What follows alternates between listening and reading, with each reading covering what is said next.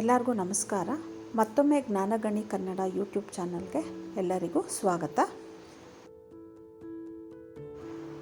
ಇವತ್ತಿನ ವಿಡಿಯೋಲಿ ನಾವು ವಿಶ್ವ ಪಾರಂಪರಿಕ ತಾಣಗಳು ಅಂತಂದರೆ ಯಾವ್ಯಾವು ಮತ್ತು ಯುನೆಸ್ಕೋ ಕರ್ನಾಟಕದಲ್ಲಿನ ವಿಶ್ವ ಪಾರಂಪರ್ಯ ತಾಣಗಳನ್ನು ಯಾವ ರೀತಿಯಾಗಿ ಸಂರಕ್ಷಣೆ ಮಾಡ್ತಾ ಇದೆ, ಇದರಿಂದ ಏನೆಲ್ಲ ಲಾಭಗಳು ಸಿಗುತ್ತೆ ಅಂತಕ್ಕಂಥದ್ದನ್ನು ತಿಳ್ಕೊಳ್ಳೋಣ.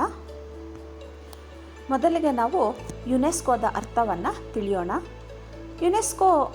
ಯುನೆಸ್ಕೋ ಅಂದರೆ ವಿಶ್ವಸಂಸ್ಥೆಯ ಶೈಕ್ಷಣಿಕ, ವೈಜ್ಞಾನಿಕ ಹಾಗೂ ಸಾಂಸ್ಕೃತಿಕ ಸಂಸ್ಥೆ.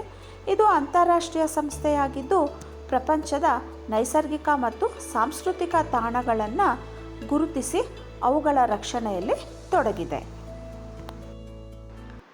ಯುನೆಸ್ಕೋ ಸಂಸ್ಥೆಯಿಂದ ಗುರುತಿಸಲ್ಪಟ್ಟಿರ್ತಕ್ಕಂತಹ ಮತ್ತು ಸಂರಕ್ಷಿಸಲ್ಪಟ್ಟಂತಹ ಸಾಂಸ್ಕೃತಿಕ ಮತ್ತು ನೈಸರ್ಗಿಕ ತಾಣಗಳನ್ನು ವಿಶ್ವ ಪರಂಪರೆಯ ತಾಣಗಳು ಅಂತ ಹೇಳ್ಬಿಟ್ಟು ಕರಿತೀವಿ. ಉದಾಹರಣೆಗೆ ಹಂಪಿಯ ಸ್ಮಾರಕಗಳು, ಆಗ್ರಾದ ತಾಜ್ ಮಹಲ್, ಈಜಿಪ್ಟಿನ ಪಿರಮಿಡ್ಗಳು.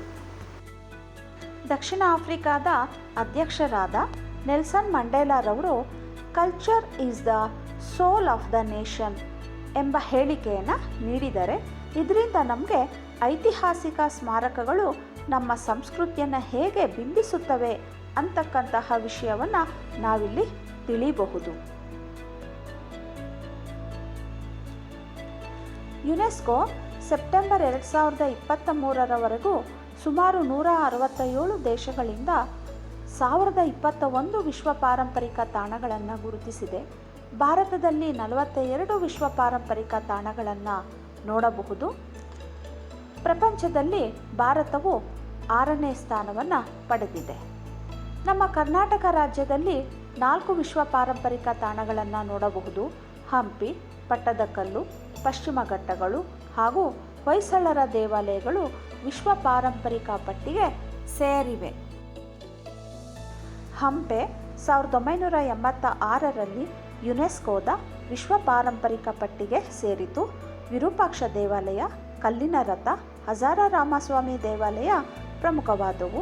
ದ್ರಾವಿಡ ಮತ್ತು ಇಂಡೋ ಇಸ್ಲಾಮಿಕ್ ಶೈಲಿಯಲ್ಲಿ ಕಟ್ಟಡ ರಚನೆಯಾಗಿದ್ದು ಧಾರ್ಮಿಕ ಮತ್ತು ಸಾಂಸ್ಕೃತಿಕ ಸಂಪತ್ತುಗಳ ಸಮಾಗಮವನ್ನು ಇಲ್ಲಿ ನೋಡಬಹುದು. ಪಟ್ಟದಕಲ್ಲು 1987ರಲ್ಲಿ ಯುನೆಸ್ಕೋ ಪಟ್ಟಿಗೆ ಸೇರಿತು.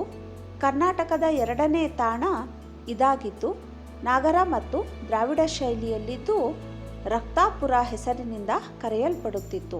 ಬಾದಾಮಿ ಚಾಳುಕ್ಯರ ಪ್ರಮುಖ ಸಾಂಸ್ಕೃತಿಕ ಕೇಂದ್ರವಾಗಿ ಇತ್ತು.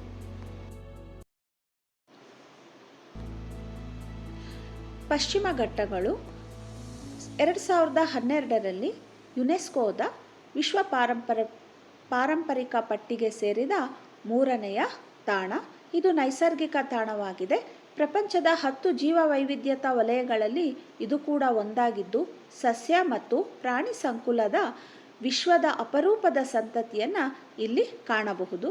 ನೀಲಗಿರಿ ಬೆಟ್ಟ, ಕುದುರೆಮುಖ, ಶರಾವತಿ ಕಣಿವೆ ಇವೆಲ್ಲವೂ ಕೂಡ ಪಶ್ಚಿಮ ಘಟ್ಟಗಳ ಜೀವ ವೈವಿಧ್ಯತಾ ವಲಯದ ಪಟ್ಟಿಯಲ್ಲಿ ಸೇರಿದೆ.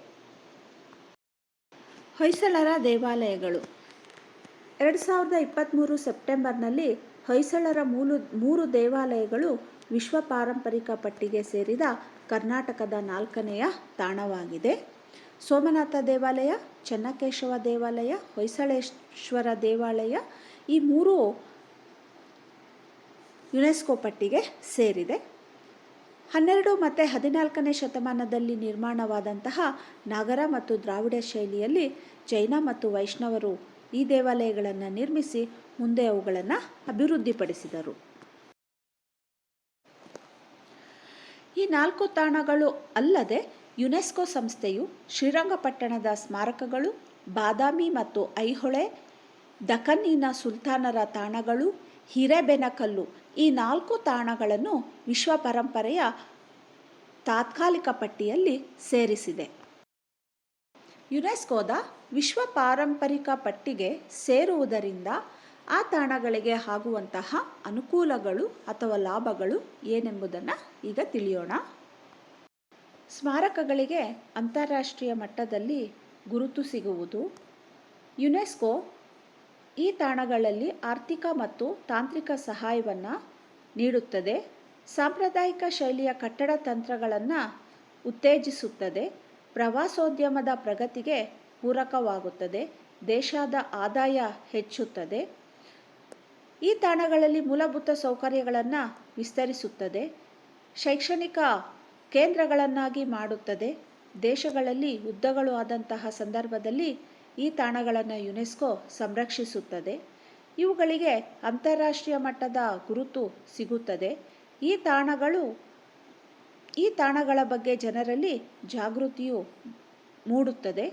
ಈ ತಾಣಗಳ ಸಂರಕ್ಷಣೆಯ ಜೊತೆಗೆ ಮೇಲ್ವಿಚಾರಣೆಯನ್ನು ಕೂಡ ಯುನೆಸ್ಕೋ ಮಾಡುತ್ತದೆ. ಜೊತೆಗೆ ವರದಿಯನ್ನು ನೀಡುತ್ತದೆ. ಸ್ಮಾರಕಗಳಲ್ಲಿ ಬೆದರಿಕೆಗಳನ್ನು ಗುರುತಿಸಿ ಅವುಗಳನ್ನು ತಗ್ಗಿಸಲು ಸೂಕ್ತ ಕ್ರಮಗಳನ್ನು ಕೈಗೊಳ್ಳುತ್ತದೆ. ಅಲ್ಲದೆ ಜ್ಞಾನ ಮತ್ತು ಕೌಶಲ್ಯಗಳನ್ನು ಉತ್ತೇಜಿಸುತ್ತದೆ. ಸಾಂಸ್ಕೃತಿಕ ಮತ್ತು ಪ್ರಾಕೃತಿಕ ತಾಣಗಳ ಬಗ್ಗೆ ಜಾಗೃತಿ ಮತ್ತು ಜನರಿಗೆ ಶಿಕ್ಷಣವನ್ನು ನೀಡುತ್ತದೆ. ಪ್ರಕಟಣೆಗಳು, ಅಭಿಯಾನಗಳನ್ನು ಕೈಗೊಳ್ಳುತ್ತದೆ. ಈ ತಾಣಗಳನ್ನು ಸಂರಕ್ಷಿಸುವುದಲ್ಲದೆ ವಿಶ್ವಸಂಸ್ಥೆಯು ವಿಶ್ವದ ವಿಸ್ಮಯ ಹಾಗೂ ಸ್ಫೂರ್ತಿದಾಯಕ ಸ್ಮಾರಕಗಳನ್ನು ಗುರುತಿಸಿ ಅವುಗಳನ್ನು ಸಂರಕ್ಷಿಸುತ್ತದೆ.